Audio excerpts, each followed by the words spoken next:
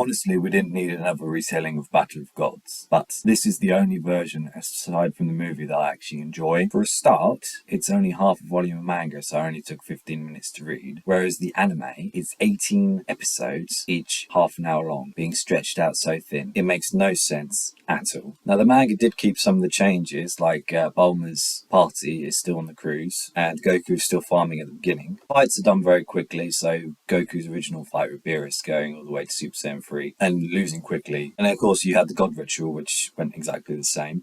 What I liked in this version is that he didn't switch back into Super Saiyan at the end of the Beerus fight. He was still in God throughout the whole thing. I quite like that change. He doesn't absorb the God power in this, whereas in the movie he did. That was a nice change, because it doesn't change his base level. It just makes it another transformation, which works for me. So a lot of hate is given to Toyotaro's art for all the fights and stuff like that, but I think it's easily as good as the My Hero fights in the manga. Easily. They're all really well rendered. It's interesting to look at. I'm glad we skipped over Resurrection F, because let's face it, it's not very good, is it? It brings back Frieza and he dies at the end. That's it. And you get a brief mention stating that Frieza was defeated by Super Saiyan Blue, which is fine. It works. We didn't really need to see that again. And also you had Frieza's ship interacting with Champa, which was quite nice as well. He's on to the Universe 6 saga, which I have mixed feelings about. Most of the fights are pointless because Goku and Vegeta don't even transform into Super Saiyan, so you can tell straight away that there's going to be no tension in any of their fights because they're not even fighting at full strength. I did like the introduction of Champa and Bardos though, and the bickering between him and Beerus. That was quite interesting, especially their battles not being physical battles anymore, but being battles with who can come up with a better food dish. That was quite amusing. And again, some of the changes that were included in the anime as well. You had the guy who knew everything. You also had exposition about the Super Dragon Balls, which is a retcon, but it's an interesting retcon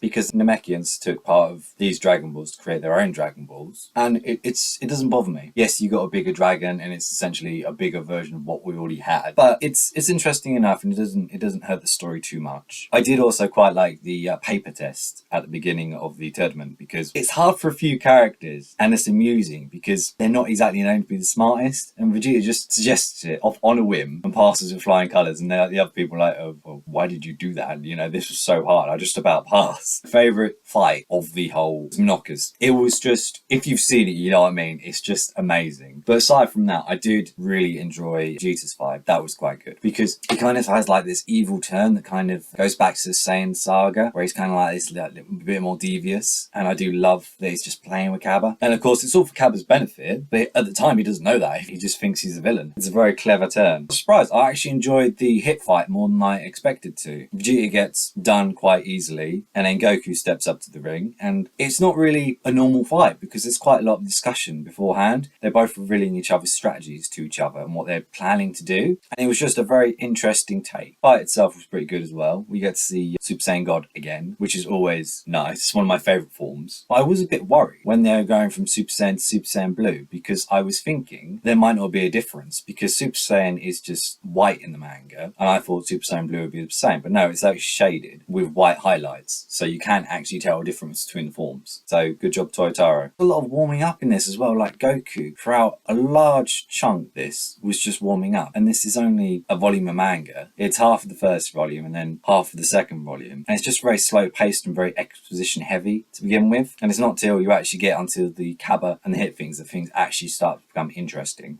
I did like the wish at the end because it wasn't the normal wish that you'd wish for, and it's kind of one of those one-up situations where you're like, I got the upper hand. But yeah, I do actually like this arc. I don't think it's as good as the Battle of Gods arc because there's no tension in fights, but I do actually enjoy reading this. It's much better than the anime's version, which was just boring, especially if you watch the dub, because Hit's not even an assassin in that. I can't remember what they say, he's an enforcer or something like that. It's just stupid. But in this, it was still an assassin, and it was still good.